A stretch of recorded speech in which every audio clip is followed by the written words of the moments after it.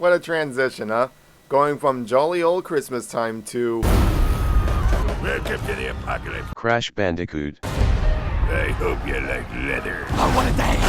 What a lovely day! Also, gotta love that Game Awards trophy. An honor well deserved. Well, this is an interesting way to start the new year. This time, Crash Team Racing Nitro-Fueled sees us taking on the long-awaited Rustland Grand Prix. Unlike the last batch of seasons before it, we got no sort of special roadmap to go off of, so only time will tell when we get some new info surrounding this one. So now that it's here and it's been around for a while, let's get into the nitty-gritty. The general theming this time is essentially the devs at Beanox going, how can we take something like Mad Max and make it work for our general audience? Yeah, for this Grand Prix, we're all racing in a post-apocalyptic setting, as they hinted last season, and I didn't really know what to expect going into this. At this point, we've seen stuff like goofy-looking dinosaurs, pumpkin spiders, and even a sugar-coated wonderland. This dystopian setting has to be up there with some of the best looking I've ever witnessed thus far. They're really going all out with the theming of this Grand Prix. The track, the karts, the new set of wheels and paints, absolute state of the art.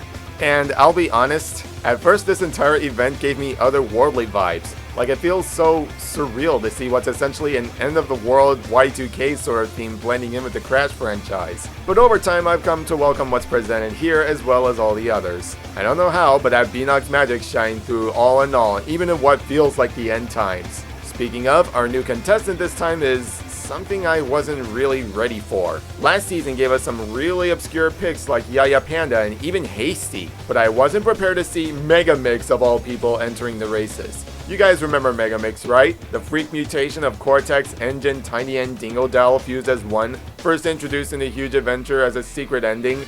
Yeah, that Megamix. I'm not gonna roll any punches here. It's absolutely weird seeing this creature playable in a racing scenario like this. How it twitches on the spot, shifting between one of the four bosses in personality, and its voice is rather unsettling at times, almost as if it's straight up nightmare fuel. And keep in mind, I've seen characters as gross as Zem and as cringy as Rillaroo. But you know what? Allow me to give credit where it's due. If you can take something like this and transform it into the very monstrous beast we see now, you know you're doing something right. I mean, just look at this thing. We are stronger together.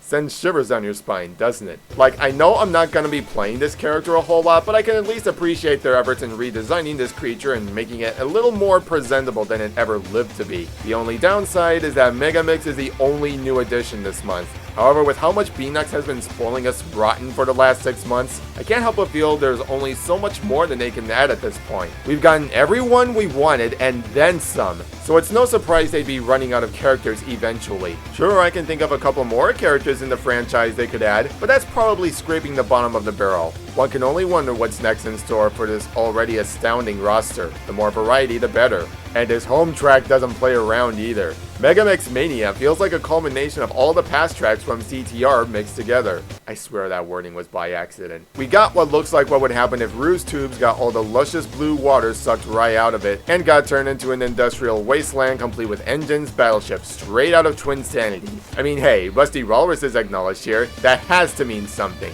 Maybe. It's a surprisingly solid track with plenty of sharp twists and turns, all the while providing obstacles that are pretty tough to avoid but still manageable. It's a grade A track overall. And can we talk about the new mask for a moment, please? This here is Apo Apo.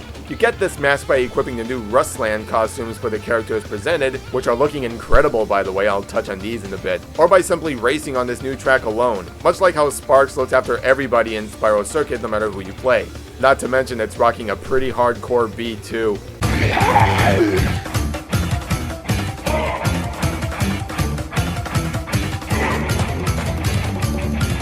Never thought I'd be intimidated by a mask of all things, but this is where we are. And if this new mask looks familiar to some of you guys, you'd be right. This mask is basically a fusion of Aku Aku and Uka Uka based on how they were designed in Crash of the Titans and Mind Over Mutant. I never thought their level of dedication would be this deep over at Beanox, but every month they manage to surprise me somehow. This is incredible next level material. And speaking of the Ruslan Costumes, I'd say they pretty much get the job done tying in with the theme. Everyone in the original lineup, including Crash, Cortex, Coco, Tiny, and Engine, all get a special skin dedicated to this post-apocalyptic world we're in. Oh, and Nina too. At first I was worried thinking this would be like the motorsport skins where they're all virtually the same with no cosmetic differences. But truth be told, these are some of the most unique set of costumes I've ever seen in this game. Especially considering they each get this new victory jingle on the podium, everyone wearing these skins appear alongside a new mask, and they're all putting on a spectacle complete with explosions all ablaze. They're really making it so these skins are more special than the legendary skins we've been seeing prior to this. And they did a very solid job in that regard. These are just looking great.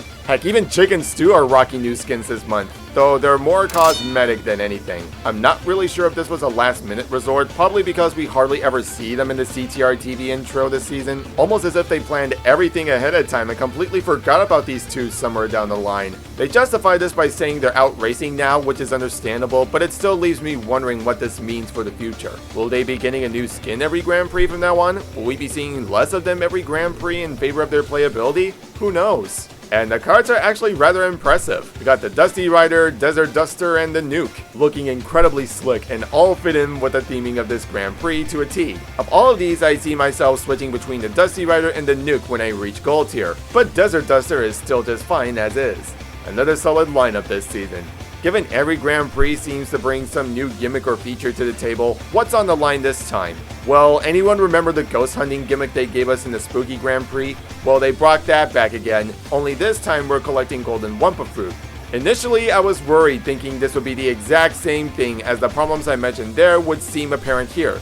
But here's how it works. Instead of appearing almost every other time in a race, only one Golden Wumpa will appear for the entirety of the run. This I feel is a good thing as it doesn't distract you from the race far too much. Adding on to that, these Golden Wumpas will appear every once in a while, so it's not like you'll be seeing golden boxes every time you start a race. Speaking of, there's a good indicator as to which boxes have the Golden Wumpa inside, making it easier to tell where the hunt begins rather than just having ghosts appear at complete random. And more significantly, you actually get something from it rather than just building up the Nitro bar. Every Golden Wumpa you collect will grant you a whopping 200 Wumpa coin bonus after finishing the race. And considering the state of the pit stop and Wumpa payouts, this is a rather generous offer. 200 coins might not sound like much, but when you're looking to rack up coins, especially on weekends, it could really help make a difference. It's really sad that such a deal is exclusive for this Grand Prix. I'd love for this to be a regular occurrence once in a while, and to be quite blunt, I'll gladly take this over Spooky's ghost hunting any day. It's that big an improvement.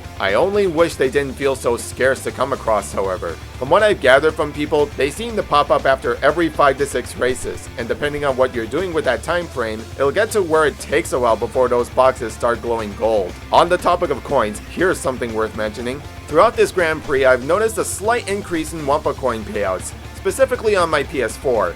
I say this specifically because I've been playing this on my Switch as well, and I have yet to see the buff payouts make its way onto that system. And I've checked in with other players to be sure this isn't some sort of oversight, and I see a case of where some people have this buff payout while others don't, and it usually varies depending on who's playing what system. So whether this was well intended or something the devs overlooked is pretty unclear right now. What is clear is that these increased payouts have played a tremendous role in increasing my coin total. And I'm hoping this was planned to apply to all players in the future because after the last 6 months, an increase in Wumpa coin payouts is something we need more than ever at this rate. As for the challenges this season, excuse my wording, but I'm generally mixed. On the one hand, they do offer a lot to do in between the standard game modes and the objectives given before us. On the other, they're offering more of the same copy-paste battle mode challenges we've been seeing at the start of these seasons, almost as if it's Nitro Touring back in time all over again. There's challenges dedicated to the new Golden Wumpa feature, which is all good and fine, but the pro challenges, however, can absolutely bite me. Seeing stuff like back into the race and points are precious all at once leaves a bad feeling in the pit of my stomach. The former requiring you to finish a race online while coming in from 8th to 1st on the final lap, and the other requiring you to win a limit battle online without taking any hits whatsoever. This absolutely drives me up a wall for many reasons. One, if I remember correctly, back into the race was adjusted in Neon Circus, so you could do this in any game mode rather than just being restricted to online. So I don't know what the hell went wrong here. Why they nerfed it back to being online specifically is beyond me. Second, points are precious wouldn't be so bad if it weren't for the fact that battle mode online is all but a barren ghost town. And anytime you do get people participating, you have to either be incredibly skillful or just downright lucky to even come close to winning this one unscathed. I managed to beat this once during the Spooky Grand Prix, and I plan to never attempt this stunt ever again. And another thing, asking to collect 20 golden Wumpas in total, either playing online or in Megamix Mania specifically, wouldn't be such a bad thing if they weren't so hard to find as stated before, so these challenges feel more like a drag to beat. They didn't quite find the sweet spot as they did with Winter Festival, Spyro, or Neon Circus, but this could definitely use a good going over next season. Just please don't revert Passive Writer to how it was before Winter Festival. That would hinder my experience as much as it did during the Spooky Grand Prix. Anywho, without dragging this on for too long, what they did right they nailed on the head, and what they did wrong they completely dropped the ball on no matter how you slice it. And online is still online with all the chaotic bullshit that comes with it, so I'm not gonna go into detail on it here, as I've sung this song time and again by now. As for final thoughts, this Grand Prix really managed to impress me, and at the same time left something for me to be desired. The theming is excellent, the cosmetics and carts are all on point. Megamix was one of the biggest curveballs I've ever seen in Crash Team Racing. There's plenty of good to be found here. It's just how the challenges were executed that hold this one back from being an absolute highlight. Is this my new favorite Grand Prix of all time? Nah, there's no topping Neon Circus by a long shot. But what it offered was still enough for it to stand its ground above something like Back in Time and Spooky if I were to place this anywhere in my personal ranking. Not the best Grand Prix in my book, but it certainly meets the middle with what it offered. And that's all good and fine in the end. Now, is this the end of all Grand Prix as we know it? From what I've been hearing, no, far from it. From everything I've gathered, be it through leaks and data mines, the next Grand Prix CTR will give us will be seeing us going through the one place that hasn't been corrupted by capitalism. Space! Oh, and we'll probably see Emperor Velo too, who knows. Sounds like good times are ahead from all I know. Looking forward to what awaits us soon. This is Dan signing out, thank you all for watching, be sure to check out my other content regarding Crash Team Racing, and I'll see you next time. Catch you then, take care.